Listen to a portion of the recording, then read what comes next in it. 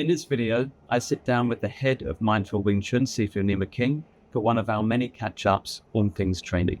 As many of you know, Sifu Nima has been training in Wing Chun for 25 years, over 10 of which have been under the direct tutelage of Grandmaster Chu Shong Tin himself. We decided to record this conversation so that many of our friends and students from around the world can benefit too.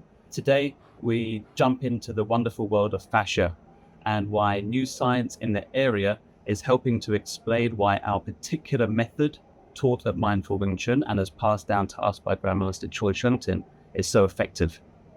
My name is Sifu Tom. I'm the General Manager of Mindful Wing Chun Hong Kong, and I've been a student of Sifu Nima since 2008. So without further ado, let's go. The content that we usually cover and just the questions that we sort of pose and try to unravel and explore actually are quite important in our own development. So maybe very interesting for others to consider as well. Definitely, and especially recently because when I started, I've been doing this for 27 years. I started Wing Chun 27 years ago, and been doing it pretty much full time for around 23 years. Been teaching it for that amount of time, and when I moved to Hong Kong to train with Chu Shong Tin, we were like training 6 hours a day, and we were in his living room. It was like a closed door situation, So, and he was teaching, and he was trying to figure things out in terms of his teaching, how to pass it on to us. We were like lab rats, right? So he was trying, it was like trial and error type of thing, method of teaching, which was really good to be a part of. But the point I'm making is that it was just that every day we were just doing that 6 hours a day with him. And then I was, when we began teaching it, opened our school in Hong Kong 2008. The rest of my waking hours, I was teaching it, so there was no space. I was receiving whatever he was giving, and then I was trying to pass it on. So there was no room to sort of look outside of just the teachings of Yeah. Master. I remember those. I remember those 2008 days. I remember when the school started and we were training up in the middle floor of the Lama Ferry Pier. Yeah. Windows, so no aircon. Yeah. Just down there sweating, doing the form. Yeah. Nice and easy. But that was Sifu Lawrence as well. Yeah. Was down in those days too. Yeah, you guys Uh, were the first students. Yeah. Yeah, so because of that, it was and look, and people have seen this video that Master Choi put and said, look, my final wish, basically expressing that he's not very satisfied with the result that he's gotten as a teacher. It was very, very, very humble person, but he wasn't satisfied with the result that he got as a teacher because he wasn't able to create someone that was the same level as himself. And he said, I'm mm, sure there is a faster way to teach this and for people to get it. And my final wish is the few people, there's a handful of people. There was the handful of us that were able to activate that Wing Chun state, mm. what he called the Nim Tao state. And he said, my last wish is for these people to be able to find. Yeah. Well, that was always a bit of a message that we'd hear through the years of the training, and there was always that sort of emphasis on how to teach better, so how to give better feedback, better tactile corrections and things like that. You guys were always working, and it was obvious you were gaining more information from Qigong in terms of how to touch and how to elicit a certain feeling and things like this. Yeah. But as you mentioned then, you guys were so sort of focused and blinkered within your own CST world that you didn't really venture out into other potential practices that could bolster the progress that you were making. Yeah. But then, so was it just a time allowance thing that things started to seep in from other areas, or was there an experience that you had that kind of cracked that blinkeredness, or how did that come about? Look, for me, my thing was I'm not at the level in terms of skill level, understanding level, or uh, you know, a teaching level that Master Choi was, and none of our students are practicing as much as I was practicing. Like no one does, and it wasn't just 6 hours a day. In the beginning, was before we started Mindful Wing Chun, it was 3 hours with at the Wing Chun Athletic Association, Yip Man's Association, Mm. with Sifu Ma, and then Master Choice student, and then we'll go 6 hours with him. That's a 9 hours, and we were living together, us guys that were training. So we would, when we go home, we used to live in Lama Island. When we go home, we're just standing and we're practicing too. So it was all day, every day, Mm. pretty much 7 days a week. No one's doing that now. So I was like, if I would be silly to think that not being as good as Master Choice as a someone that's passing it on, and not having a student that's putting the same time as I did, if I try and copy paste exactly what he did, I'd be silly to think that I'm going to get a better result, right? Um, so this is why I started to venture out and look out into movement, into When was that, do you think? Can you remember a time, or was there like a particular practice that caught your attention and you thought actually that could work well with what we're doing? Was there some sort of linkage that you discovered, or did you deliberately just go, I'm going to look out now and see what else can help?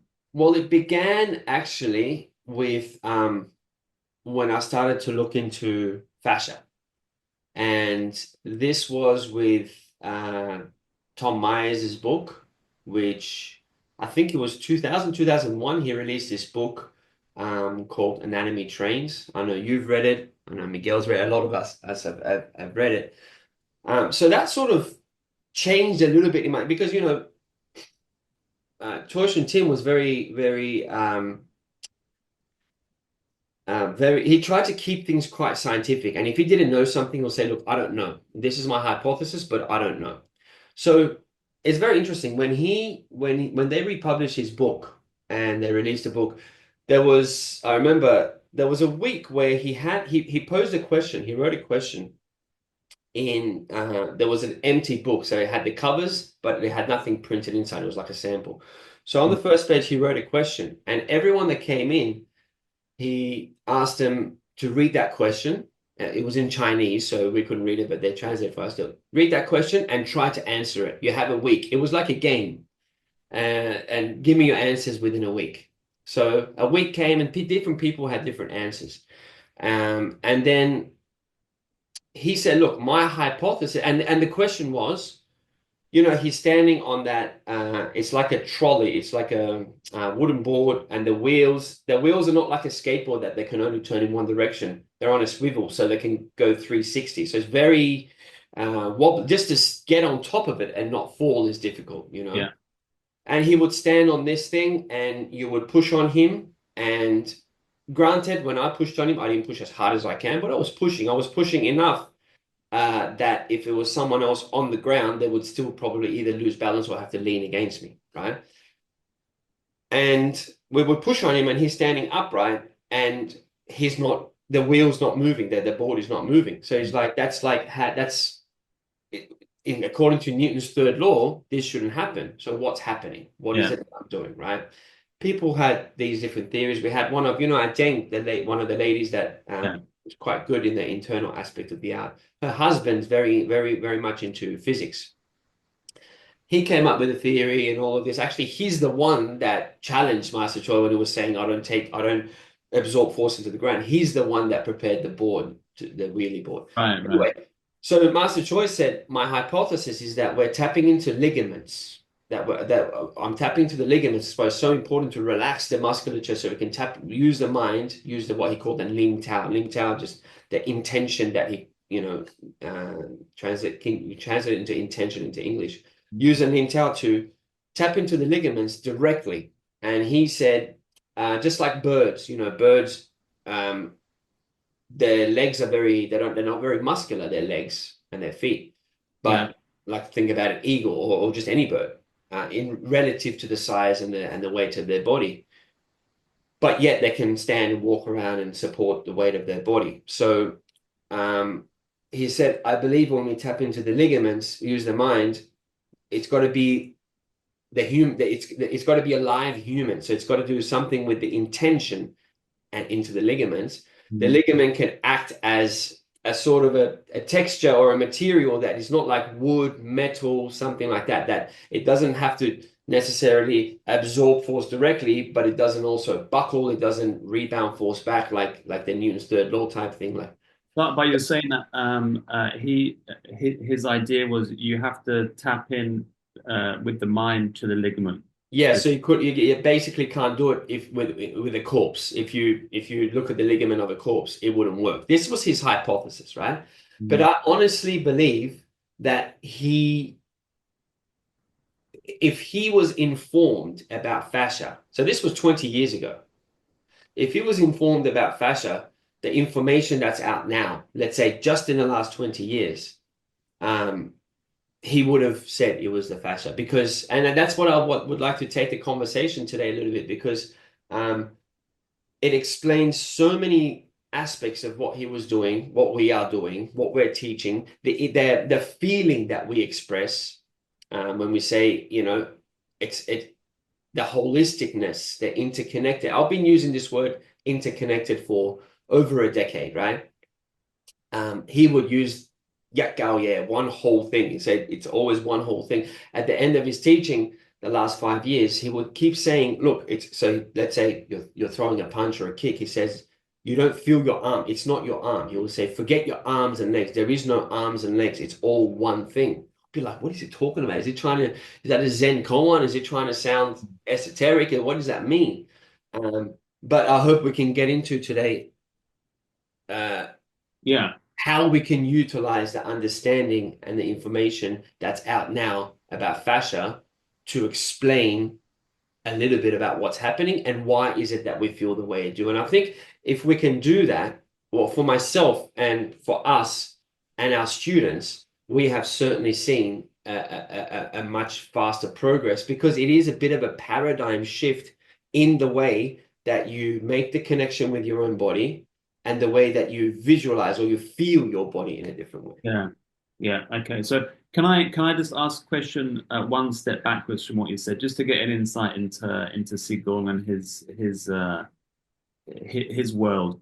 Do you was he interested in exploring other things to try and understand what he was doing, or he was more trying to experience it and understanding it just from his own personal experience? I think it was mainly from personal experience. I don't know how much. I don't think he read. I'm not sure to answer the question. I'm not sure exactly, but I don't think he read that much like old texts and stuff like that. But he was very much because he had a feeling very early on with his body, and he's like, "Wow, I can do this." What am he would do the human flag without Mm. practicing it. He'll be like, he'll see people do it or had heard about it, and he'll be able to do it. He would experiment with, you know holding 30 kilos with his knees and doing pull-ups, etc. One time he said when he heard about the tumo, the tumo breathing, when they're sitting in snow, they can heat up their Yeah. body. He said when he heard about that, he sort of closed his eyes and he intended to make his body hot. And he said he got really, really hot. And he actually said, I got a bit scared because I got really hot, but he didn't know how to cool down. So he just went and had a cold shower, and he said, I didn't really try it again because I had no control. But the fact that he was able to just use his mind to heat himself up means Yeah. that when he would hear stuff, Yeah. he would try things out. And this is why he thought, in his opinion, the way we're using the energy in Wing Chun, which we can get into later on, um, as I've made the video before, I said it's more similar to raising the Kundalini in yoga. It's not, it's more closer to that than it is in working with a Dantian system in, let's say, Tai Chi or Qigong. So he knew about those stuff. He knew at least about, because back in the day, all the Kung Fu masters used to teach. They used to meet up. They used to talk. They used to. So there was a lot of that, but I don't think he ventured out into another system and tried that and read up about it. I don't think he was And like, if you think if you had gone out and explored the world of fascia and then taken it back to him and said, "Hey, look, could this help to explain what you're doing?" He would sit down with you and be interested to find for out what sure. you come up with. For sure. He was very open to everything. We were going back, we were showing him UFC videos. We were showing him Tai What does he Chi what does master videos. What did he say to the UFC, UFC video? So yeah, Yeah, UFC videos, other internal master videos, powerlifting videos. He was fascinated by movement. He was a big fan of Mike Tyson. He yeah, says as a fighter, Mike Tyson was his favorite in terms of as a boxer. He called Mike Tyson a genius for understanding fighting, combat. Um, so he would sit and on those old, those footage, he would watch a lot of yeah, Tyson films, and so he wasn't like, you know, closed-minded and no, this is all I do, and he was open to that. But again, I don't think he was reading a lot of literature and a lot of scientific text, but he would talk to people. So in his book, he mentions in his first book number one yeah, in the Ceiling Tower, he's talking about, I have a friend or a student or something that's doing research in Hong Kong University, and they're researching muscles, and they're saying how if a muscle is moving, is kept at a similar length or similar activation in terms of contraction, and is moving at an even pace, it's able to produce a tremendous amount of power. So he writes that in his book, right? So he was talking about, and before he was diagnosed with cancer. It was given 6 months, right? It was given less than 6 months. He ended up living for 8 years without any treatment, Western sort of treatment. He had some Chinese medicine, and he believed that it was because of his Wing Chun that he was able to live longer. mm, But before he got diagnosed, there was a doctor in this lineage, in our lineage from Sydney, that was going to fly him over and had prepared, or he said, I can prepare all these fMRI tests and all that just to test his brain waves, test his muscle activation, etc. Like they've done with the yogis and stuff in terms of the brainwave. So mm. he had set that up, and then he was diagnosed with cancer, and their doctor said, you best not fly. So Right, right. so that's a shame. That Yeah, didn't that happen. would have been But interesting. yeah, So yeah, that's all really really good as a backdrop. And actually, um, like through the years, there's been some interesting discussions about some of the Choi Shun Tin concepts that do seem sort of like quite out there, quite like unexplainable and a bit airy fairy and a bit sort of like whimsical and a bit sort of just like a mystery. yeah, But then over the last said years, things are being just sort of explained on more of a physiological, scientifically understood sort of plane, which is great because it makes things seem more, attainable, achievable, understandable, etc. yeah. Less Still very mystical, hard, less woo-woo. yeah, exactly. So then, back to your point then about the new the realm that you're exploring more and more, fascia. Yeah. Um, how does that fit in then on the whole with the practice, and how does that link up some of his ideas that were once before not understood? Yeah, well, first look, fascia is so what is fascia? Fascia is the body's glue and fabric that holds us together, right? So if you can think about it as like a 3D web, if you imagine it as a spider web, it's like a 3D web in all these different directions, different sizes, different textures, that interconnects the body, that holds the body together, and interconnects the body literally from the skin. So this when the skin's got this elasticity, and my elasticity is a lot more now compared to an 80-year-old, but it's not as elastic as my 10-year-old son, right? So we lose that a little bit with age as we age, but literally from our skin all the way down through the muscles, tendons, bones, all the way to the blood and lymph, and all the way to the smallest cells, there is fascia linkage and intertwining. All So right, that's a good one to highlight because a lot of people might not know that actually it goes that deep. yeah, yeah, It's because more like a sort of wrapping that holds things together, but yeah, doesn't have that sort of deep influence.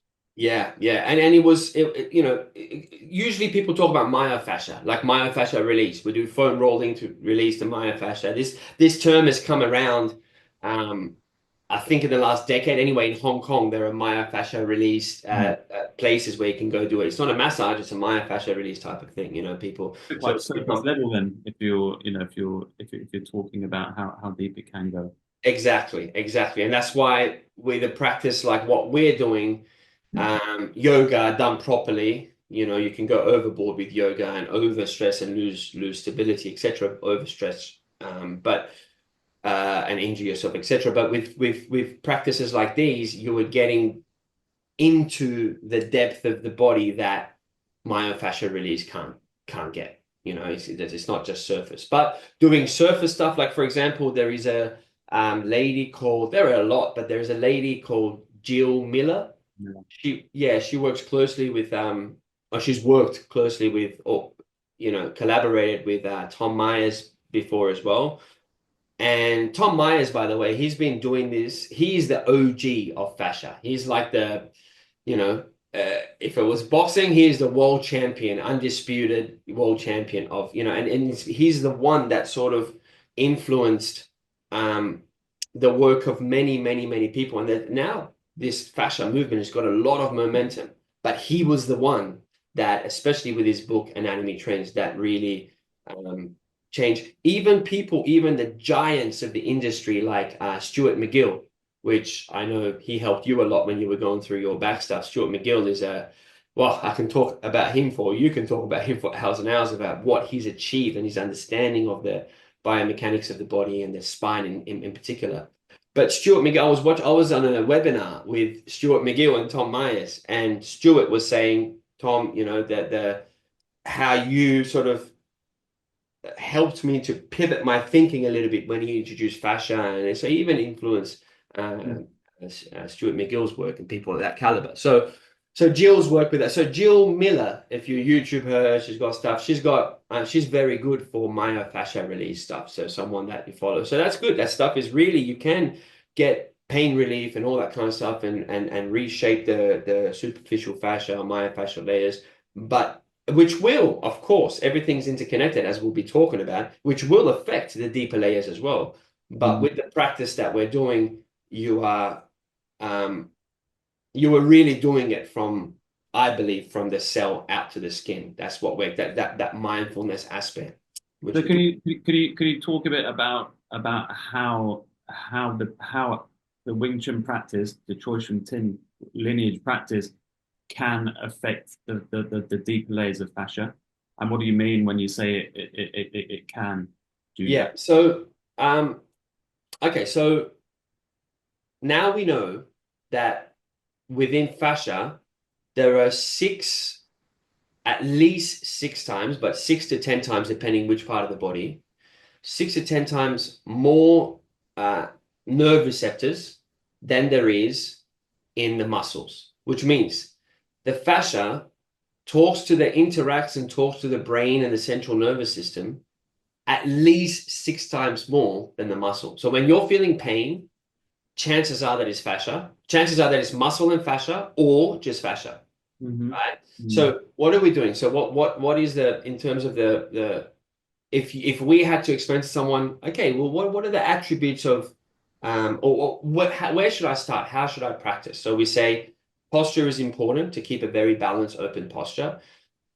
Um, and so that we can not use any unnecessary muscular tension to hold ourselves, to balance ourselves up against gravity. We use this term to harmonize with gravity, you know, to feel light so that we're harmonized with gravity. But also we use we're very big on using the intention, the Nim Tao. I mean, in fact, the Wing Chun's first empty hand form, which is a solo practice, is called Seal Nim Tao. Seal means little, Nim Tao is that intention, that state we talk about. The fundamental uh, practice of, or the root of the Wing Chun practice is the Seal Nim Tao form, which, by the way, Chu Shong Tin was coined the king of Seal Nim Tao by his teacher Yip Man, which was Bruce Lee's teacher.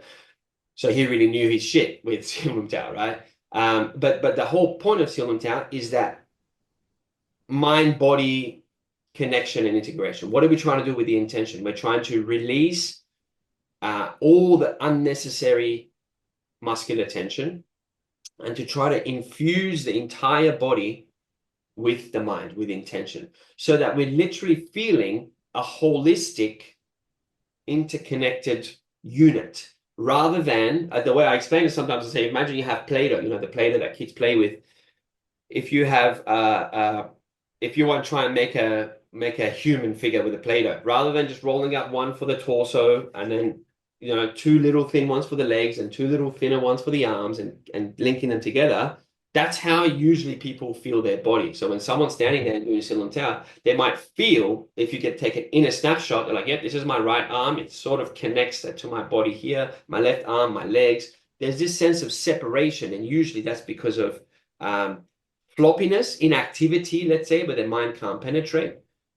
You'd be amazed how many people, you touch an area and you relax this area, they can't even feel it. They say, I am, but they're thinking about it. They're not feeling it. Like what Bruce Lee used to say, right? Don't Well, think. they don't even know it's tense or what state it's in. They literally Because they can't feel it. relax, They isn't it? can't connect. Their mind can't. Exactly. Their mind. Yeah. That's why I use this party trick, and it's not a trick, of when I relax my bicep, when I hold my arm in there without tensing anywhere else, I release this bicep. This is one I use a lot for demonstrations for seminars and stuff, because people straight away are like, how the hell are you doing that? How is that possible? We're like, well, if you can tap into it, if you have that neuromuscular, but it's not just the muscles. You can't separate the muscles from the fascia.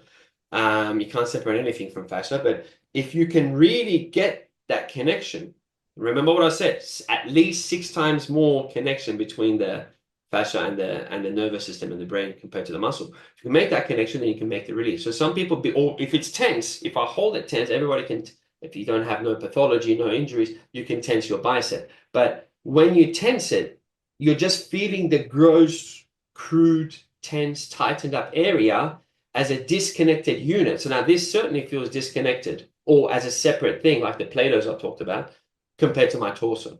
Whereas if you imagine you had one piece of Play-Doh and you shape that Play-Doh into the arms and the legs and the human body, so it's still one piece, that's how we are able to feel our body using the practice of Silam Tao. But now, when you say tap into that area to release it, I mean, on a very sort of basic level, it's like just being able to take control of that area and do what you want with it, right? For example, like when you do tense your bicep, obviously you've made that connection to be able to control your bicep to tense it. So you've tapped into that muscle to get a reaction from it, right?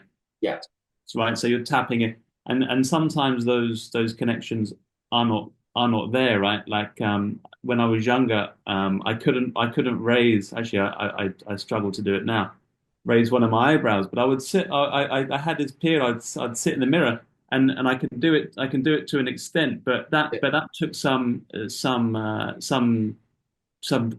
mindful doing, right? I had to try and like build up the connection, get a feeling for it gradually. Oh, now I can feel it a little bit, and then it gets stronger. So because sometimes I think when you say like tapping into, some people sort of they make up their own kind of weird and wonderful ideas what that means. But basically, it's just like you're able to have conscious control of an area, and it will respond to what you're asking it to do. Is that right? Talking about muscles, it's neuromuscular control, which is fascia related as well. Yeah, it's exactly that. It's funny talking about that. I'm trying to get the kids to do this, and the faces they make, it's so funny. And then moving the ears as well. My son can actually naturally move his ears as well. But again, this is like that. So you can get that type of. So a lot of times when people have lower back tightness, when I'm teaching, and then you're like, okay, relax this area. And people they're trying to move their pelvis, how to relax this area. So I can show them, look, I'll tense those two strips around the lumbar spine. They feel it. I say, this is what yours feel like. What I want you to do is this. And then you release it. Just like what we're talking about there, so to have that control. And that's what Silam Tao gives us. Haven't done anything else. I've just practiced Wing Chun. So that's the control that Silam Tao gives us. And so it's like with the fascia, it's not like, oh, it's this new thing. It's this new. No, it's like we've known about fascia since the 1500s, 500 plus years, right? But the reason they didn't look into it is because they just thought it's an environment. They just thought it's just a cling wrap that's holding everything together, holding that. So they would cut straight through it, like a chicken skin when you lift a chicken skin, that little gooey bit. They'll Yeah. just cut through it to look at the important stuff. This is the muscle group. Let's name this muscle there. Now we got to, but then it's all connected. But then to identify the next muscle, they've got to cut through the next thin sheath, layer to identify the next muscle. So they just thought it's environment, but now we know that it's not an environment. It's a system. It's like one organ. It's a system Mm. that, as I said, interconnects all the way down. Like this, very interesting. It actually it's actually 20% of the body's mass. So let's say 20%, right. 20% of the mass. So they were throwing away 20% of the mass. Uh, Yeah. and the texture of it varies depending on where it is. Some of it is more sometimes even liquid form, like fluid form, and some of them are a lot thicker, a lot more dense. Yeah. So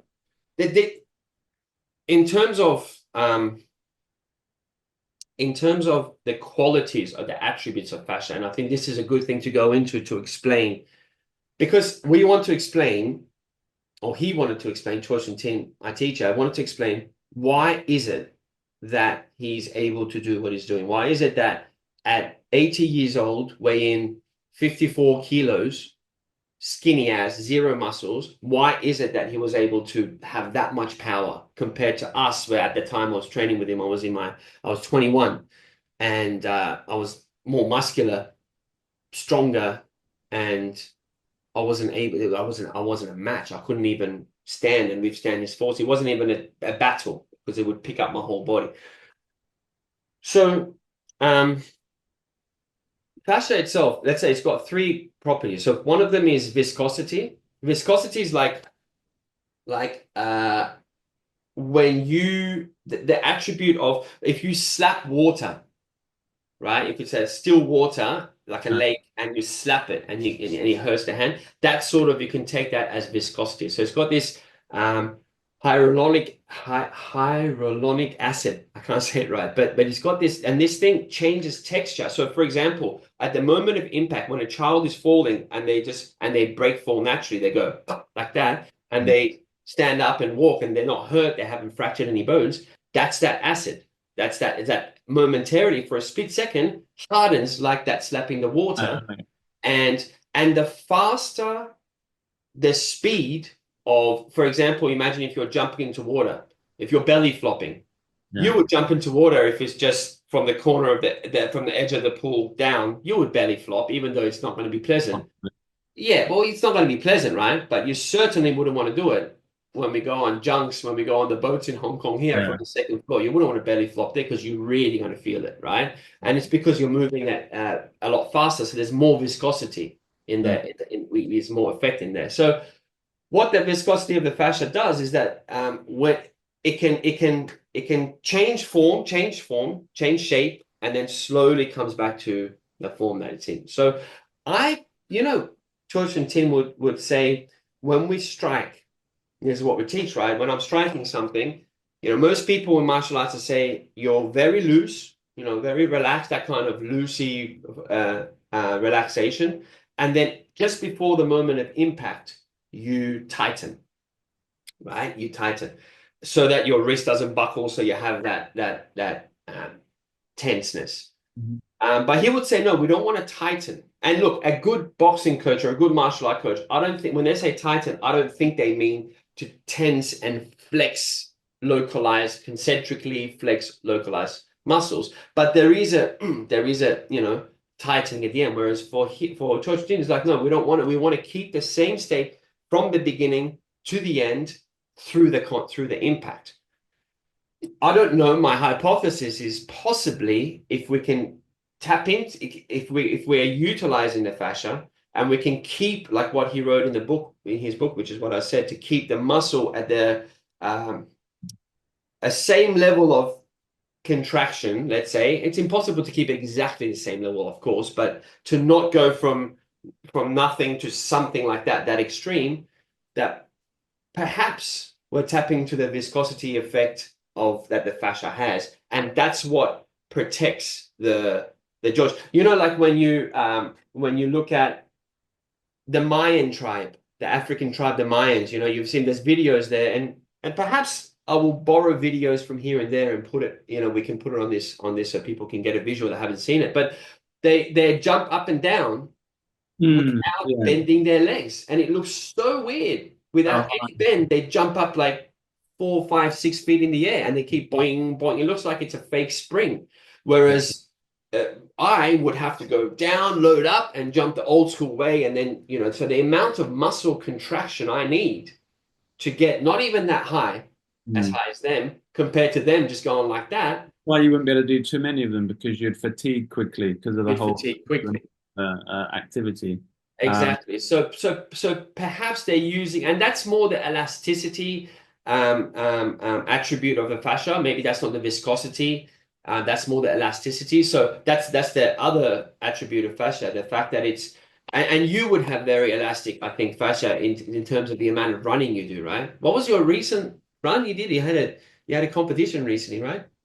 What was Yeah, that? I mean, yeah, I'm no professional runner by any means, but I do it regularly, and I'm sort of gaining times and being able to withhold faster speeds for longer. So I'm progressing in my own little world. Yeah. But yeah, it actually was a bit of a PB, I guess, especially for my age and my running hobby now.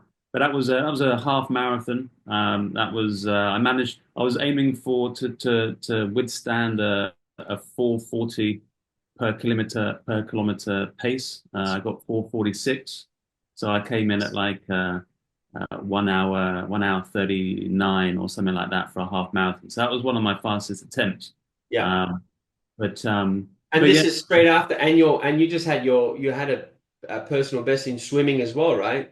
What was I've it, been hitting a 25 few minutes? personal bests in swimming, yeah, like 1500 meters, 25 minutes, 100 And meters the other and day. just to put this in context for people, like 4 years ago, you had that where I think you were overstretching. You had that disc bulge, right? You were overdoing the stretches, and then when Chris got you in a headlock and you went against it, and so Tom was out of action, like he could hardly stand from the pain, from the just back pain, sciatica pain, for what was it, like 2 years or something? Yeah, well, that first bout of it was a herniated disc, or albeit a mild one, in 2019 or something like that. Yeah, But that started from a training incident in the studio, but then it kicked off when I was doing some photography for a Pilates gig. And that sent me into hospital for a while, and I was out for a month from work, and then but out from training for months after that. So I yeah, I couldn't, remember. yeah, Yeah, yeah, of course. I could stand, but not for very long. So then I'd have to lie down and kind of do that wiggling thing. So I'd be yeah, lying on the floor like this, looking at everyone training, wiggling my bum, yeah. thinking, man, I just, because it'd be months, and I would try and do it again, and then the force on the levers, legs or arms out there it would catch on the back, and so I had a bit of work to do, but I think a lot of that was like body confidence, knowing my back could take the brunt, and it was just that sort of the habit of the force going to that area. But Yeah. then it happened. It happened a few times after that. It happened like another 2 or 3 times. Some sort of, and the last one was January last year, where I Yeah, had another 3 or 4 nights in the hospital, so I couldn't move.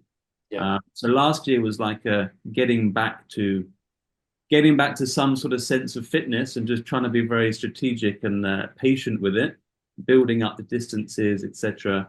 And now this year, you know, thankfully, I've been able to maintain fitness, building in strength, getting faster times, but not feeling any result from it. And now the 50K that I was going to do last year is on the cards for the end of June. So that's inspiring, man. That's inspiring. And would you like has the I mean, obviously I know the answer, but has the Wing Chun practice in the way that we do it in the solo practice, has that helped with it all, with the healing, with all of it? it's been instrumental, and one of the things that you touched upon in saying, which is actually like such a big thing, is to operate with as least excessive muscular tension.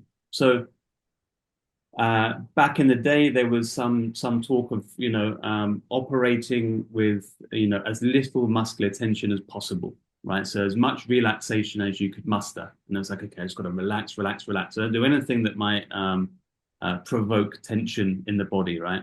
Yeah. And that we know went too far that way, right? You need your body's system, you need your muscular system to operate soundly in what you do, but to have it all working uh, together as one system, you can't have it excessively dominating. So in swimming, for example, if you're too focused on the catch and pulling a strong catch with your arm, you're going to fatigue. You're going to, the effort it takes just within that one isolated area, it will soon fatigue. And I was getting like, sore wrists, etc., sort of areas because there's just too much pressure. On Um, a localized area. Yeah. yeah. But when you get the sense that your body works as a whole and it works better as a whole if there's no excessive tension in a certain area, then you Yeah. can start tapping into or start being more aware of or having more control over where the power is coming from. And if your body's connected and you're not thinking about my arm or my leg as an individual, your body works as one thing. And actually, it's the whole body, the mass of the body that helps to power your arm, um, which is Unum Tao, Chum Q. It's all of those The ideas, entire Wing Chun practice, that's what it's based on. Yeah. and through the months of physio after the back incidents and thing, it just sort of it opened up the Chu Shong Tin, very clever. He couldn't maybe explain everything as soundly, but what he was doing was it fitted into every practice that I've sort of gone to in terms of physio or doing a swimming. It's just how your body operates efficiently, Yep. and it fits in with whatever the instructor tries to get me to do. So it has profoundly helped me. In those running or swimming or athletic practices, but profoundly also in just how you present yourself with standing upright, being more open and relaxed. So And just um, the overall health of the body, that in terms of healing and just the overall health, it's like preventing injury or injury proofing yourself because of the way you approach movement. And people yeah, go for a sneeze or pick up something off the floor and they put out their back. yeah, And be like that. It doesn't happen to the Mayan tribes. It didn't happen to people, that people that are active that put 50 kilos of water, the ladies that put 50 kilos of water or 20 kilos of water on their head and walk around effortlessly, that they don't have back pain. yeah. It was actually the one of the more recent ones is bending down and seemingly picking up the heaviest tissue that I must have come across, and that's what popped the back out. So Yeah, it could come at the strangest times, but it shows the disconnection of the body and how the body is not even working efficiently to be able to pick up a tissue, and so exactly. it highlights those things. Um, So back to what we're saying about the viscosity we have the elasticity which is discussed, which I think this is how you can take, you don't have to tighten up before impact. And then the third attribute, and this is where it gets, this is, I think, exactly why we're doing Silum Tao slowly and the form slowly. The first two forms we do slowly, which is the foundation of it. The third attribute of fascia is plasticity. So plasticity, meaning you can literally change. So if you have fascial adhesions, so things are stuck together and you're just not getting movement in an area, right? You can have a yoga teacher going and this is listening to Tom Myers he's a body worker, so he releases fascia and that's how he heals people. That's his interest, apart from having done hundreds of dissections, you know. So I've watched a lot of videos. I've watched dozens of hours of Tom, whether it's on a webinar on Zoom with him or his videos. And I've watched a lot of the dissections, which is at the beginning, you're like, oh, but then you get used to it. So he says that with his body work, you can get a yoga person come in, yoga teacher, done yoga for 30 years. She can do a forward bend with the legs straight and put the head on the knees, but she's got this like burning hamstring pain. But the flex it. So people are like, oh, you got pain? Oh, stretch it out, right? But how is she going to stretch out more? Said when he goes in and he finds this one little area where it's just not gliding. Because you want fascia, you want everything, fascia, your nerves, everything to have glide. When you have healthy glide, that's when all the attributes of fascia can work properly, and that's where we get to this concept of tensegrity, which I'll get to, which is what you were describing with the swimming, which I'll get to in a second. But so then when he releases that, so by her doing more stretching, that area still got adhesions. She's not working on the plasticity of that area, so he helps her release it, and then the pain goes away straight away, right? So the only way, according to the findings, the only way to change the plasticity within the fascial system is to move exactly what Siegel had put in his book, but he was talking about them in terms of the muscles, but it's the exact same thing, is to move at an even pace and a slow pace mindfully. So which is exactly what you're doing in Wing Chun here, what you're doing in Tai Chi movements, very slow sun salutations in yoga and things like this. You cannot get that from running. You cannot get that from fast martial arts. You can't. But what you can't get from these slow movements is improvement in the elasticity, right? So like what the minds do, so taking impact. So someone that's just doing yoga and very, very, they're working on the plasticity, if they hit something, then they will probably bounce off. It can't have that elasticity, or either they bounce off or they have to go into concentric contraction, right? So you need both. And this is why we have the Silum Tao, Chum Q, especially Silum Tao. We do very slow and very mindfully. It's got to be done. It's got to be correct movement. Any movement does hydrate and create glide in the fascia. But of course, you can have good movement and bad movement. If I stabilize the wrong things, I can still move here, but this is not going to be as healthy as if things are open and moving holistically. Load is also great for the fascia, for the plasticity, for reshaping the fascia. But then overload or incorrect load, again, I'll take a load, I'll do a shoulder press and I'm like this compared to the right way, or like what you said, the swimming catch, that can cause problems with the fascia as well. So Silum Tao, we're doing slow, but then BLG, we go maximum speed. And this is why I've said for 20 years, I've said it's very important to do it slow, but then it's very important to try to keep that state. What is the state we're talking about? A holistic integration, a holistic inner vision of the body, like what you're saying with the swimming. Feel everything. When you're doing a stroke, in some way, when I'm walking, my toes got to be connected to the crown of my head and to my fingertips. And this is exactly what we're teaching. Yeah.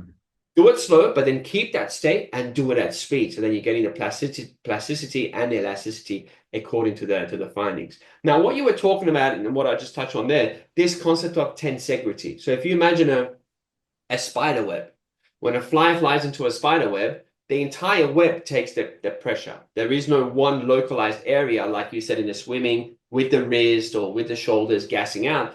Tensegrity spreads it evenly. Now, this term biotensegrity is what we want to achieve with the correct movement and integration of the fascia with the whole body, so that and this is where I believe when Chu Shong Tin was standing, going back to when he was standing on the trolley, and you're pushing on him and it's not moving.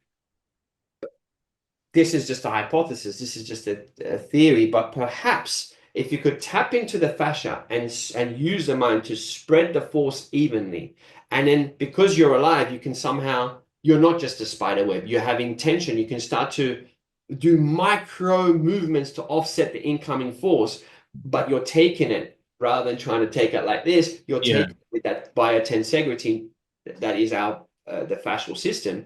Yeah. That would make sense that you can disperse Take force. away force in that sense, so it doesn't affect you in that same way. But would Correct, you, correct. can I on that when you say is it if you trained in the correct way, Mm. um, how much of a conscious thing would it have to be? So if force touches you and you've trained it, you're you still have to consciously make that happen, or it happens as a natural response because that's how your body now deals with. Operates. Yeah, yeah. So this, so the, if as you put it, so if the body is, if things are gliding, the body is coming back to, let's say, the state that it was when we were 4 years old. Hmm. You watch your daughter now. How old is she now? Four, just turned four. You watch how she moves, especially if it's like on the padded floor when she's in the playground or on the grass and she's not wearing shoes. Hmm. How beautifully and elegantly light are kids when the way they move. Hmm. What we just talked about, where they're not gassing out, where they're just jumping here and there. Can you imagine, like in an aerobic class? All right, now we're going to do 10 star jumps. Now we're going to do 50 star jumps. 50? That's how, you know? But a kid that's happy, what are they doing? They're just jumping up and down. They're so happy because they're going to get ice cream non-stop. Are Yeah. they getting any fatigue? No. They don't even think about it, right? So what we're doing with Wing Chun, we're taking the body, our older adult bodies, that through emotion, and that's for another chat, in talking about the effects of the emotion, the trauma, childhood trauma, possibly ancestral trauma, that is now a lot of science coming for that as well. There's all of that stuff, right? But as we grow up and we start to deal with life, with the ups and downs of life, we start to, our body changes, our fascial system, which manifests in our posture. Someone like this, do I look confident when I'm like this, compared to like the power pose that the power pose that Tony Robbins talks about before, Mm. So all these things, the emotions, the mind, body, they're all one thing. We are one system. Even talking about the fascia, it's not like, no, let's not think about the muscles, bones, it's all fascia. No, but what we're saying is that we are one interconnected system. But on this chat, we're talking about the importance of fascia and how it explains interconnection. Mhm. So to answer your question, I believe we're going back to where we're trying to go back more by releasing, realigning, opening up back to the way we were when we were 4 years old. But your daughter won't be able to stand there and do a 0 inch punch and get explosive power like we can, like Chu Shong Tin could. But as long as someone has that type of body, and this is why I believe Chu Shong Tin got it so fast, Mm. because look at his frame. Look at his frame. Look how the elevated 3D opened up shoulders, the upright spine, the lack of muscle strength in terms of he was very strong. As I said, he could do the human flag. He was swimming for open water, swimming for three He hours. could rely on his muscles to do so. He didn't rely on, just like those Mayans. They don't have massive legs, right? But they can jump. They can out jump any bodybuilder or any muscular athlete in that sense.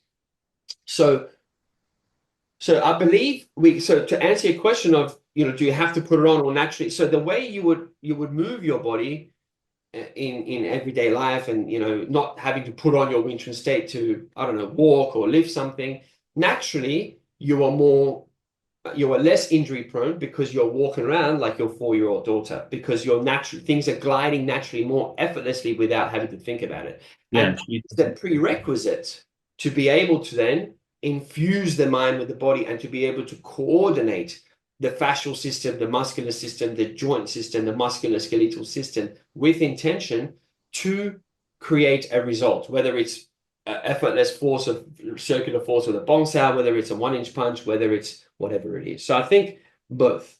But I mean, obviously, Maya walks around and she doesn't think about her condition. She just is in that condition because Yeah, it's naturally how she hasn't had the influence of those bad habits of sitting at a desk or sitting in the sofa or whatever that might be, right? So yeah, she naturally operates in that way.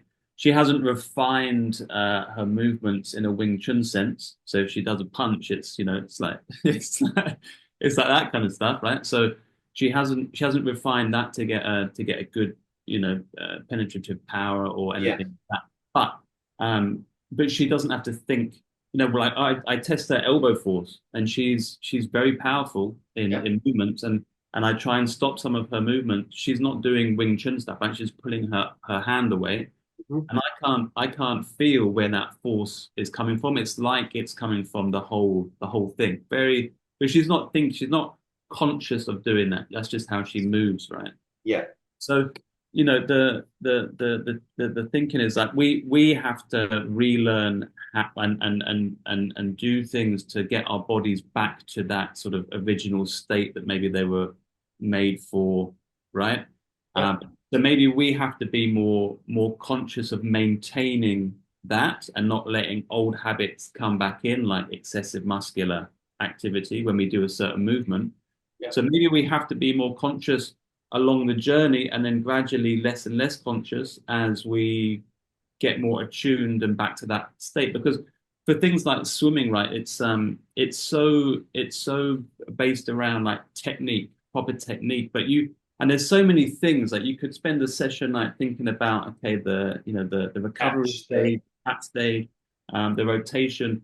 You can't do all of that stuff in one go. You can't be conscious of all that stuff going on. So you train, train, train, train, train, and then you jump in the water. And some swim, you're just like, oh, I just feels like I'm doing it. It's just complete, or it's more complete. But you can share some awareness into certain areas and refine how that hand enters the water, or you notice you're pushing down a little bit. But But it's in a holistic, it's within holistic, a holistic realm. and Yes. you would hope that it becomes unconscious, Yeah. where you're just operating in that way, right? Like a runner is just, Absolutely. And this is where I think we went wrong as practitioners. I went wrong as a practitioner when Chu Shong Tin was talking a lot about joints, rotate the joints, right? So that would give me, and it's exactly the same way that you said. If you think about the one area joint here, the shoulder girdle, the elbow joints, and then the wrist joints, just for a punch, there are all these joints that it's like spinning a plate. How many plates can the mind mm, spin? It's like juggling, right?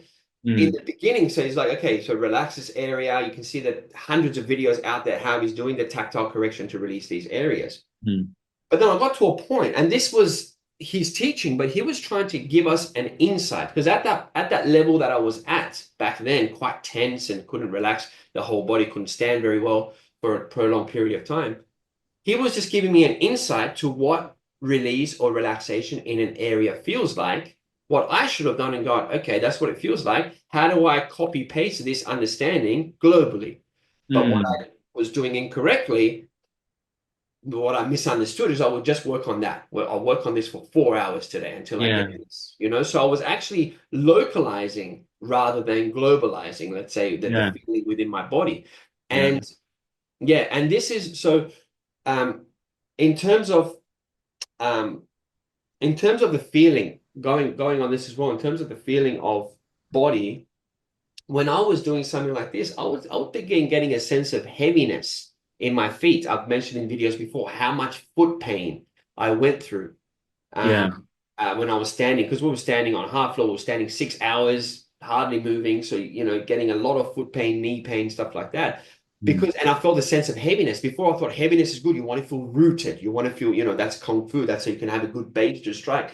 But yeah, actually, it's the opposite. You want to feel lightness. You want to feel the way that the minds jump or the way your 4-year-old moves around. If you think about how you feel after when you're pumped, if you're doing deadlifts, if you do pull-ups, if you do 10 pull-ups, 15 pull-ups, and then mm, how your bicep, how these areas feel, they feel full, they feel great. Some people like that. When I was doing bodybuilding before, I liked that feeling. But there's a feeling of pumped, dense, crude heaviness. So when you're doing squats afterwards, you feel heavy, and you can see by the way someone walks, right? It's not the best thing to do very heavy squats just before you're going to have a sprinting race. It doesn't make sense. mm, Um, but when you're tapping into the fascia, one of the qualities of this tensegrity we talk about, because you're not just using just your quad muscles, to hold yourself, or just your glutes to hold. Glutes are very important, but not just your glutes to hold. You get this sense of spread force tensegrity, right? Holistic tensegrity. So one thing that I was doing, and this is why I think it's a paradigm shift for me, the more I looked into fascia starting years ago to get, and then started to talk about interconnection and stuff like that. So I was knocking on the door of what I'm talking about in terms of fascia, even without knowing the information about fascia. But prior, because Chu Shong Tin was talking about joints, I would visualize and sense my body as a skeleton. I have my spine, so I would feel the facets, or if I'm touching someone's back, I can just feel the joint facets at the back, the ball joint, the scapula. We have at our school, we have the skeletal system, so we can show people what joints are doing what. So my inner vision was of a skeleton.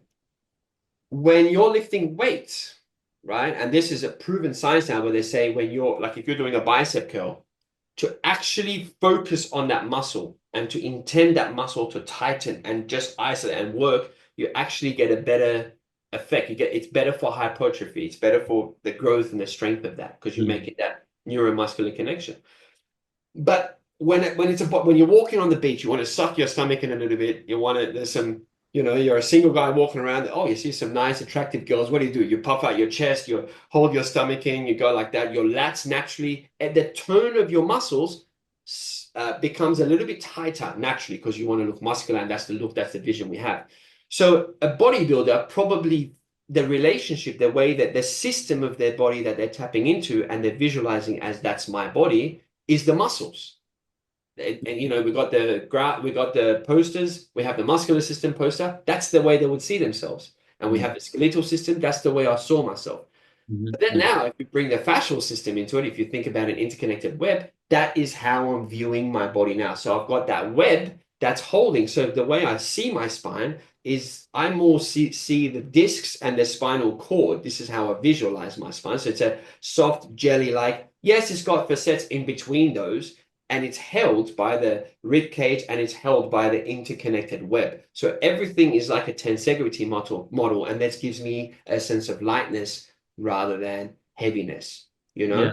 And then just the last, one more thing I'll say with the fascia that's very interesting. Chu Shong Tin used to say, because we're talking about standing and feeling heavy, even in the videos before I trained with him from the late 90s, he's talking about when you're standing in the Wing Chun stance, which is the Seal in Tao stance, which is quite a weird stance, unnatural stance. Your toes are slightly pointing in, because you're trying to project your body's energy forward, triangulate your body's energy forward into a target. You're standing like that to cultivate that energy, but it's, it could be quite hard on the knees and but he would say when there's a feeling of relaxation, the back muscles, you're feeling the releasing down of the back, the glutes, the hamstrings, all the way down of the back line, and you're feeling from the knee up, or from the thighs up through the hip joint, through the stomach, you're feeling upwardness. So you're getting it up from the front and down from the back. And there's videos of him actually gesturing that, right? But I was never happy with this explanation, or with this instruction. Not happy with it, but I wasn't really teaching it, because I'm like, it doesn't make sense to me that when you're standing up against gravity, and you release a muscle, like when I release the bicep like that, now the shoulders, it releases down. It sort of spreads out. It's not always down, but it sort of releases. But because gravity is pulling, there is a downward release. Yeah. So how the hell, when you're relaxing the frontal line, the quads, the hip flexors, all of that, when you're releasing them, why would they go up? But then now, if you look at anatomy trains and Tom Myers, there's fascia everywhere, but he's dissected the big, what we call the frontal line and the back line. So the frontal line, the back line, imagine, is the fascia that I've literally seen the dissection of this, and I've seen it laid out next to the actual corpse, and it's longer than the corpse, and it's one whole thing that they've removed from the body, not bits and pieces that put next to each other.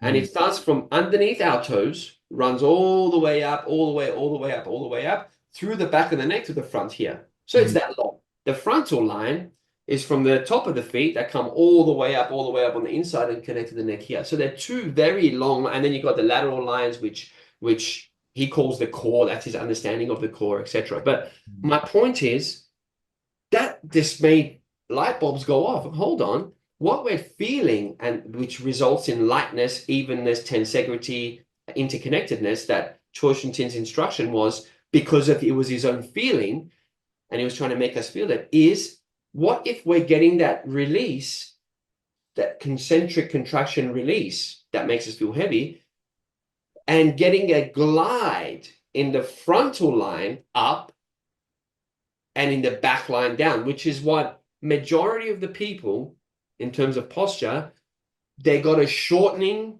and a downward, as Tom Myers calls it, holding of the fascia, so the frontal line. So actually it needs to go back and up. Right. Majority of the people have the shortening, the kyphotic posture, and it's not just the kyphotic posture, because that can translate into the misalignment of the pelvis relative to the knees. And again, this stuff I can go. By the way, if for those that are interested to go deep dive into Tom Myers' work, check out Anatomy Trains online school. It's an online school, just like our online school, and it's got, you know, probably over 100 hours of the man and other experts, you know, talking about this. So it's very, very, and you know, some of the footage that we'll be including on this, I'll you know. But that's very interesting. So what you're saying is there's because of our natural holdings, that's how we hold in the front, that's how we hold in the back. When we have Majority of the people, 90+% are doing that. Yeah, yeah. So that's why when that release happens, that's why there's a upward here and a downward there, because it It's a releases glide. holdings. You Yeah. start gliding again rather than it being adhered because of the tension. And what is one of the first things I taught you 17, 18 years ago? Think about the back releasing, and not just here, the back releasing down, and time that release with the movement of the arm. Because Yeah. it's not just relax and move. And this is where we thought wrong about relaxation. We thought relaxation is this, you know, but if you look at tensegrity, it's got the word tense in it. So it's got the tension integrity. It's not, it's what, what's his name? The spine guy, Stuart McGill talks about as well. What does he call it? He calls it proximal. Proximal stiffness to Yeah. distal athleticism. So he calls it stiffness, or the word tensegrity, but it doesn't mean concentric contraction of the muscle. Chu Shong Tin, in fact, when we're like, so you don't use the muscles at all, that you don't need the muscles, because of course you need the muscles, but you don't. And the way he explained it, again, he was not a scientist. He Yeah. was trying to explain, give analogies just to make us understand what he feels. But he said it's like if you want to lift a kettlebell, a 2 kilo weight, and you tie a rope or a string around it, and you lift it with the string, right? The string itself is not tightening. That's not, if that's the muscle. That's not tightening itself. It's not, the power source is not from there. The power source is you, but the string is needed to make the movement happen. So that's how he explained it, which makes sense in terms of what these guys are. So there needs to be that. So when you said before, we went overly the other way with relaxation. We better not tense up. We better not do anything. We better not lift heavy shopping bags not to tense up and things like that, which is quite cute and funny for our young little minds. It's because we were thinking about muscles. This is wrong and this is right. And that's far from, you can't do anything with this. It's got no tensegrity, it's got no structural integrity, and it's got no athletic performance, it's got no performance at all, you know. So to get this glide, I think, and very interesting, you know, Chu Shong Tin was what you would say is a Chinese bone setter. He would set things back in place, and he learned from one of Yip Man's friends. Yip Man couldn't do this. It was one of Yip Man's friends. Now, as you know, I like a lot of body work. You know, I go to different, you know, people doing adjustments, chiropractors, massage, all of that. So I've been in Hong Kong at the end of a lot of Chinese bone setters, but they all like chiropractors. So like, you got a shoulder problem, they're like, okay, breathe in, breathe out, and they sort of go like this to set it back. Chu Shong Tin never did that. So when he worked on us, he would, you know, he would sit down in a stool and you spend 5-10 minutes. Let's say if I had shoulder injury, and he would very lightly with the soft part of his hands push in and start to very slowly start to move things. But he was trying to create glide, right? And he was doing it very slowly. What do we know Mm. now with the studies? When things move slow, you are bringing plasticity. Doing it fast is not going to get plasticity. If you got dislocation of a joint, yes, you have to do that fast because it's like this, and you go pop, and then it goes back into where it's supposed to be. But Mm. if it's soft tissue stuff, you want the other stuff. You want to create glide, and you want to create plasticity. So again, what he was doing there, from his understanding of what he learned from the Ip Man student, was just about the body and about hands-on stuff. But he came up with his own style because of his Yeah. understanding and feeling of Wing Chun, Mm. right? So it makes sense why it was sort of doing that. And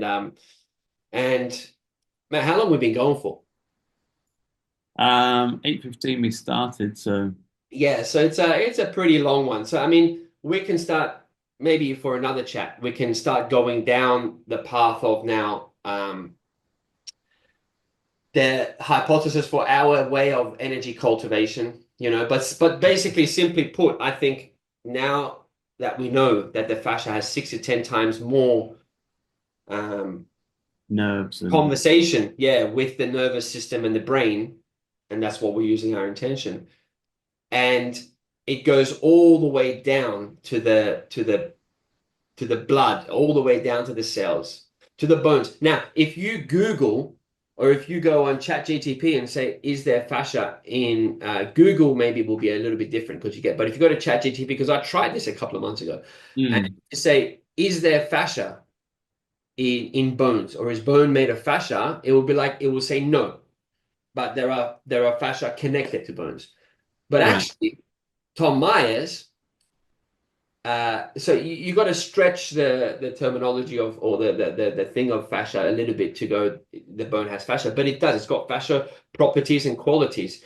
Um, and what he's done, if I can borrow that video, we'll put it on. But what he's done is there's a video of him of when they've got a skeleton, so it's the pelvis, spine, and ribs, and they've removed the calcium salts. And this thing, so it's a human, bone skeleton, but it's like rubber. It's Oh, like right. leathery. And it's like, this is the fascial aspect of the bone. So in the actual bone. And then, of course, now if you're in the woods and you see a dead bird that's been there for a few days or a couple of weeks, that has dehydrated, that aspect of the bone has dehydrated, right? So then the only things is the calcium salts remaining. So it's like a twig. You can just go, pop, and you can snap it, right? Which is the opposite quality of this leathery thing. So it's literally in everything. So, and there's another video of him that they've recorded how a cell moves through the fascia. So it's like an hour and a half footage that they've made it into like 4 seconds. So you can see it's like a heat wave thing, like the way Predator, the movie, the way he would view stuff. So you can see this cell, how it's moving in between fascia. And it's like it's got its own intelligence. So in the same way he explains it, as in the same way that when you have an infection, your white blood cell count goes up because the white blood cells start basically clearing out the shit. We have the same thing in terms of the cells. He calls it gardeners in our musculoskeletal system. That constantly, right now, we're sitting here talking. We've been sitting for a while. As we stand up, we're going to have these cells that are going to be moving within the fascia, and they leave a trail like a slug. And that is the reforming and the healing and the gardening and the upkeep of our system. Yeah. Mm-hmm. So when we've got that, and we know with our mind we can penetrate the fascia because there's that connection and the fascia goes that deep. And we know that the healing that's taken place, Wim Hof, when he did what he did, scientists were like, no, you can't tap into your autonomic nervous system. He said, I'll prove you wrong. Chu Shong Tin was a case of being told that you only got a few months to live. How many thousands of cases is there where people have healed themselves with intention? Mm.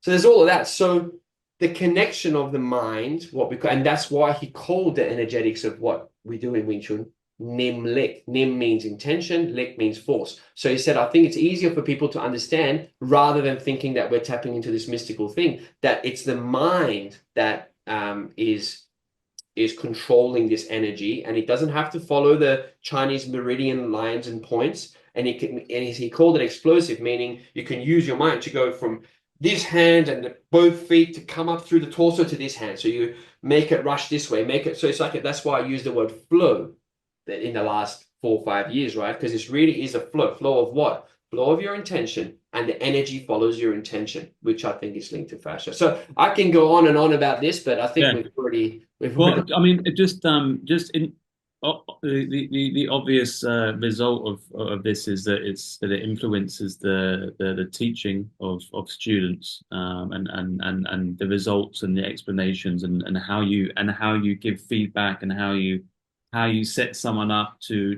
think about the holistic uh, nature of the body to be able to withstand force. So it leads into the form training, chi cell training, and yeah. all of that. So that's fantastic. And as you said, you've been getting some really good results We've since you. been getting very, very good results. Yeah, very, very good results. People that within a year they get as good as where another student previously, or students previously, let's say 15 years ago, they were getting in 5 years. Now the students are getting in a year. Yeah, It's not because just you kind of because of the yeah it's with not the just with those because of the teaching, but it's also because of the ideas and the paradigm shift you sort of set for. Again, Chu Shong Tin saying joint rotation.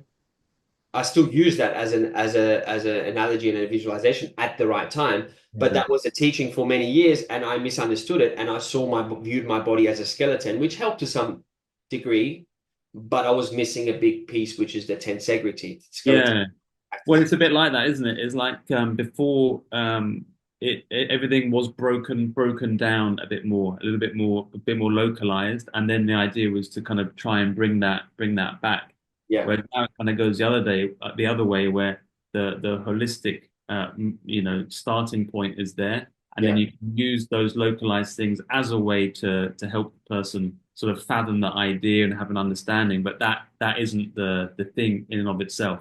The Yeah, holistic. which is what exactly, which is what we share in the online school, right? You were there. You were in a lot of the videos online school when we were shooting it. Well, in 2018, I think it was 7, 8 years ago, and we were teaching. I gave every single concept. We shared every concept of the 10,000 plus hours that I was with Choi Shin Tin training with him here in Hong Kong full time. Everything he taught, I try to formulate it into concepts so I can pass it on. So this is what he taught in the last 10 years of his life. Mm, But as you remember, or people that are online at school know that I'm always reminding guys, it's got to be holistic. So even 8 years ago, well, I wasn't talking too much about fascia, but I was talking about the same thing that you just said. It's got to be holistic. It's got to end up being one whole thing, mm, you know. But now again, now to put, and I think from the feedback I'm getting, that a lot of people are like, it's great because that we know that there is a substance there. Prior, it's like, how are you connecting this muscle to that muscle? How can it be one whole thing? It's not one whole yeah, thing. Joints are separated, but now we can go, actually, scientifically, we are one whole thing. Tom Myers would say, we all were a seed, and by day 15, everything as everything started to form, it's not like you develop this and separately you develop the heart and separately you literally are an interconnected web that grows from that. yeah, So you are literally scientific, by the scientific term, interconnected. But it's only the thinking of, okay, we've got to have a scalpel, we've got to have a blade to open up and dissect. And that's why you don't find this information yet in the textbooks. You still don't find it in the textbooks, but there is a movement within 10 years, within a decade. There's going to be even in the way that we are exercising. As you know, I went down the path of I went back to lifting very heavy, and I got good gains. Within 2 years, I'm deadlifting 2.5 my body weight. So my one rep max is around 185 for deadlift. Twice my body weight for squats, which is quite strong in a short amount of time, but I probably had muscle memory from when I was bodybuilding when I was younger. However, and I was, thinking about Wing Chun, and I think Wing Chun, my understanding of holisticness helped with all of that. But I tried it, so I'm not going to shit on it and say that's bad, and that could be good for some people. But for me, it's not the feeling that it gives my body. Yes, it's stronger, but because it's on the sagittal plane and it doesn't feel that it creates more glide, or it retains the same amount of glide as I'm getting stronger. So now, obviously, as you and I have been doing, you're working with the mace, kettlebell. So we're loading elastic bands. So how to have functional way of movement, right? Um, to be able to load and to be able to keep the strength, but to ensure that we're not messing up the fascial systems with the adhesions. Because I was getting injured, I was getting injuries. And I'm like, I'm getting stronger, but I'm getting injury. You know, granted, that's from a lot of us from jiu-jitsu and the grind and the sudden movements and not being good at jiu-jitsu, because that's not something I've done for decades. But still, the lifting wasn't really directly helping mean to injury proof me against the jiu-jitsu. That's what I thought. If I just get stronger and I keep the tensegrity with the Wing Chun. So it's like, okay, now according to, if I want to continue jiu-jitsu, if I want to injury proof myself, just to do more glute exercises on a sagittal plane isn't the way. Because if I get very strong in lifting 100 kilos up off the ground on a down and up plane, that's different to reaching sideways and picking up my 25 kilo daughter and bringing her up here and lifting it there. The way that the body operates in a squat or a deadlift is different to that. So now I'm thinking how to. How would you, where would you put the importance of strength training I think in? it's very important. Look, I would go as far as to say if Chu Shong Tin continued his swimming, because he was swimming so much, if he continued his cheese out, and if he continued to do the hiking, this is a 3-bit thing. He did some rowing as well. If he continued these things, of course, being 80, he might have done just 20% of that. I believe he would have lived even longer, even though he had cancer. The reason he stopped doing these at age about 60 was because, as we know, he had the blood platelet problem. His blood platelet count is 8. The normal, yours or mine, will be 200, 250, 300. His was 8. I've seen the medical thing. He would keep it under the TV in the drawer. He would take it out and show off. Look, I'm like, shouldn't be alive. So, and because of that, they gave him, and things started to, he had not a stroke yet, but he had things flare ups in terms of internal bleeding in different parts of his body. His calves, if you touched it, was like a rock because he would just get no circulation. That's why you see him in all the videos. He's wearing the compression socks. So because of that, they gave him this medicine, which messed him up big time, his joints. So he was in pain for a couple of years, and that's why something good that came out of that, the silver lining for that, even though he was in a lot of pain and all that, was he made the DVD because his students urged him. They thought he's going to die because he was in very bad shape. And then he made that DVD in 2000 or whatever that was. And lucky he left that behind, because that was the whole system in a video format. It's not just in his book. So because of that, the pain he was going through, he stopped doing the physical stuff, right? So I believe, so to answer your question, is it important? I believe that movement, continuing to move, but loading cheese out the way he was doing hours of cheese out a day, hours of swimming a day, punching. That stuff is really good, but I believe also loading in the different patterns with rotational patterns, and you got to understand the body and load it in the right way, not just hold a dumbbell and do punches. Do you think that might be something that might be added to the course at some stage? I think so. I think it's going to be added to me. It's adding to me, and it's adding to you with the stuff that you're doing. So naturally, in the way that we're teaching, that's why people in Hong Kong that are in close contact, all of them have started to move more and started to. But I think it's going to take me personally, my path, some time to keep venturing out and trying different stuff and going this stuff. One thing we know, swimming is really good for Wing Chun. It's a light load, but it is a very good thing for Wing Chun. That's what Chu Shong Tin said. He said, get your kids swimming early to get their body used to elasticity and stuff. So I think, yes. One issue that we've discussed before is like different people need different things, and to give like one fit all to an audience, when some people might start to dive into this particular practice or this movement, and it might not actually do them any good. Yeah. But there probably is some base principles, ability things that people can start to do daily to get more movement, more flexibility, or fascial sort of release, which would be a good thing to add to the course for adding into daily routines. Yeah, certainly. I want to be adding it. I want to be formulating principles so that people can know that You know, if like you said, someone that's got an anterior tilt in their pelvis gets different instructions compared to someone that's got the other way, posterior tilt, right? So to say that, okay, everyone, make sure you feel your, you're pushing your tailbone forward is not the right thing for everyone. But if you give a principle, you say, okay, make sure you have 3D breathing, which we didn't even discuss breathing today. That's a Yeah. whole other thing as well. But make sure you have 3D breathing so that when you breathe, you're getting movement in a 3D way, especially lateral in the lower half, in the rib cage, and then a sort of a connected ripple effect down through the rest of the body. Make sure you have that. And how do you get that is through doing this and this and this, through these checklists. Then Yeah. the posterior tilt will do a bit more anterior and vice versa. And they will both. So it's principle. It's got to be principle based. So far we've been saying relaxation. That's everything that we teach in the program. If you talk about the online school, is principle based. We're trying to give principles that people, but I want to make sure that I'm not just throwing something out there for people that are going to injure themselves. So make sure that I know my shit, so to speak, by doing, I've done, man, over the years I've done, I'm a Reiki level 2 in Reiki healing.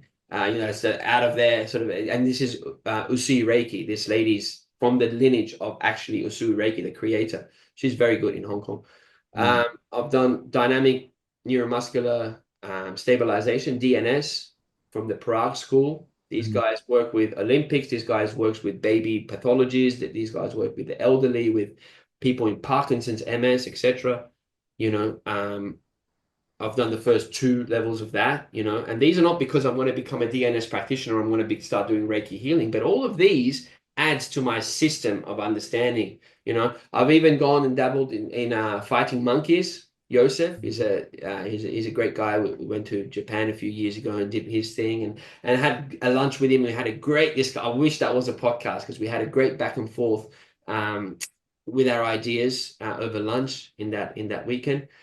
So I'm constantly dabbling with different things, as you mentioned, and studying all the time. If I'm injured right now, I'm going through a couple of injuries. I'm done with heavy lifting, like that heavy. It's silly, and as I said, I'm done with sagittal plane lifting, and not to shit on it and say that's but for me, it's not really. I gave it a very good go, got to a good level, but it's not serving me in the way I want, in the way that I think a better way of loading can. Mm. So I'll dig down that part. I think kettlebells done the right way, mace and stuff is really good. Bands really good done the right way.